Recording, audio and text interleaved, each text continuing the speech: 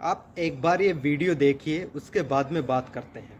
अपने शीश महलों में बैठे हुए सरकार के सांसद और मंत्री कह रहे हैं कि महंगाई कम हो रही है। संसद की कैंटीन से बाहर निकल करके एक चाय का कप खरीदिए, तब समझ में आएगा कि महंगाई कम हो रही है या बढ़ रही है। किसी एक दिन अपनी किसी मजदूर की तरह अपनी दिन भर की दिहाड़ी लेकर के बाजार जाइए और अपने बच्चों के लिए राशन खरीदिए, तब पता चलेगा कि महंगाई कम हो रही है या नहीं हो रही है। यहाँ बैठ करके बड़ी बड़ी बातें करना आसान है। ये चूनर धानी धानी भूल जाते, ये पुरवा की रवानी भूल जाते, जो आकर 4 दिन गांव में रहते तो सारी लंतरानी भूल जाते। सरकार ने नोटबंदी लगाकर देश की आम जनता की पूंजी छीन ली, टैक्स लगा करके छोटे व्यापारियों के कारोबार छीन लिए, पेपर लीक करवा करके युवाओं की आंखों से नौकरी के सपने छीन लिए, अग्निवीर लाकर देश के जवानों की उम्मीदें छीन ली, बुलडोजर लगाकर लोगों के आशियाने छीन लिए, महंगाई लाकर देश की जनता की थाली से निवाले छीन लिए।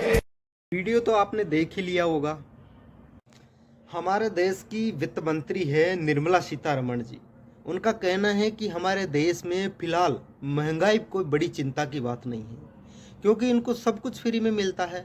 हमारे देश की संसद और विधानसभाओं में बैठे देश के नेताओं को जनता के टैक्स के पैसे से इतना सुख सुविधा मिलती है कि इनको हमारे देश की न तो महंगाई नज़र आती है, न बेरोजगारी नज़र आती है। इस पर आप क्या सोचते हैं, ज़रूर बताएं।